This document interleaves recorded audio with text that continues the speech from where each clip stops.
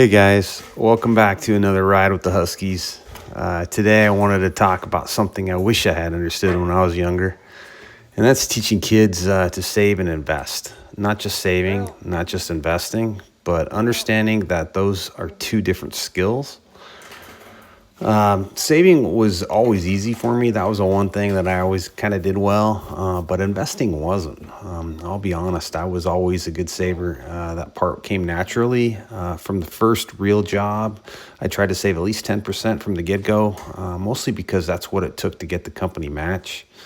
Sometimes 5%, 6%, even up to 8%. And I always saw it like if I don't save at least 10%, I'm literally leaving money, free money on the table. So saving wasn't the issue. I did that part well. But investing, that took years, decades, and a whole lot of mistakes. I wish someone had pulled me aside when I was 18, 19, 20 and said, saving is putting money aside. Investing is what you do with it. And it's important. Kids think those two go together automatically. At least I did. But they don't. You can save a lot and invest terribly. I'm living proof of that. I saved consistently, but invested emotionally. When I was young, or at least in my early 20s, I was overly aggressive. I chased hot stocks. I'd take risks I didn't really understand. If something moved up fast, I'd jump in. If it went down, I'd panic sell. We've all probably done that once or twice. And when you behave like that, well, you don't build wealth. I'll just say that. You just learn expensive lessons. I probably lost more than I gained in my early 20s and 30s. And honestly, I'm glad it happened then because it forced me to rethink everything. One crazy story I remember is back in 1997, I was working for an oil company and I was working just off the trading floor. So I heard a lot of cuss words and people yelling and screaming because that's what they did on the trading floor. They were trading crude oil, refined product, literally entire tankers full of oil they would trade. So I, at the time, thought it would be cool to start day trading because I wanted to be cool like them. Well, being 23 years old, not knowing much about the stock market, I bought Amazon stock on a tip. And I sold it really quick, and I made 50 cents or $50 at the time on my 100 shares. Well, I look back on that, today, 2025, if I would have just held those 100 shares instead of gotten excited and sold at a $50 gain, one of my few gains, I'd say back then, I'd have $16.5 million today. Wow, that's a tough lesson right there. It's a expensive lesson. So one thing that actually helped me was that the company 401k plans, at least the majority of them, didn't give you many choices or options. You'd get a handful of funds, a growth fund, maybe an international fund, some bond funds, and the S&P 500. And honestly, that lack of choice was good for me because when I didn't know what to do, I just put money in the S&P 500 or company stock and leave it there. Looking back, my simple choices did better than my fancy smart ideas. If only I would have held on to that Amazon stock. So for my kids, here's how I break it down. And honestly, to anyone starting out, I'd say save 10% to start, more if you can. Take the company match, always. Put most of it into something simple like the S&P 500 or the NASDAQ 100 even. Don't chase anything flashy. Don't jump in and out. Keep it boring and let time do the work. Kids love simple rules, and those rules actually work. One of the biggest things that helps kids understand, I think, is showing them real numbers. I'll say something like, if you start at 18 and you put $100 a month into the S&P 500, you could end up with close to $1 million by retirement. And that's just with a 10% rate of return. And they're blown away, not because of the money, but because they realize how small, consistent choices turn into something huge.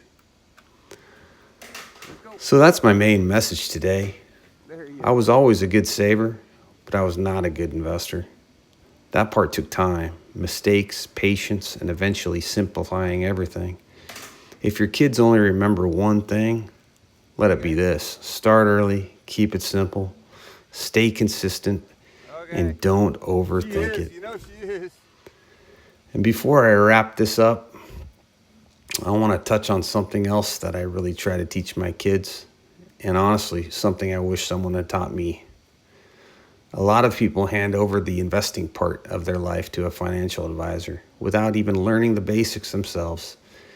And look, I'm not an anti financial advisor. I know plenty of advisors. Some are really good people and great at what they do. But the reality is this: nobody is ever going to care more about your money than you. Not an advisor, not a company, not a fund manager. This is your life, your hard work, your time, and your future. You should care enough to understand where your money goes and how it grows. And here's the one thing I teach my kids: you don't have to be some stock picking genius. You don't have to beat the market. You don't have to take crazy risks. If all you ever do is buy the S&P 500 or the Nasdaq 100 index funds consistently, you'll end up better off than 95% of people out there. That's not my opinion. That's statistics.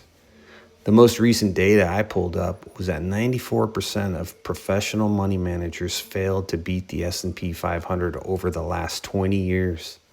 94%. These are people with research teams, training, Bloomberg terminals, fancy degrees, and they still couldn't do it. So imagine how the average person does trying to trade in and out of things or trying to be smarter than the market. If people simply bought the S&P 500, left it alone, let time and compounding do their thing, and kept fees low, they'd be so much better off financially. And they'd save thousands and thousands of dollars in advisor fees over a lifetime. I know I woulda. And that's the part I want to pass down to the next generation. Learn this stuff. Own it. Be responsible for your own financial life, because investing isn't just about growing wealth. It's about freedom, options, and giving your future family a better starting point than you had. So yeah, saving is step one, but understanding enough to invest wisely, that's one of the most important life skills anyone can learn. And if we can pass that down to our kids, that's priceless. All right, so we made it back. Thanks for riding with me. I hope you got something out of today's talk.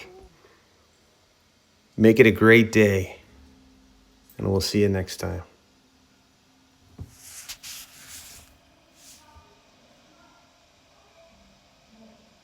Huh? You want in the pool again. Mom's gonna be mad.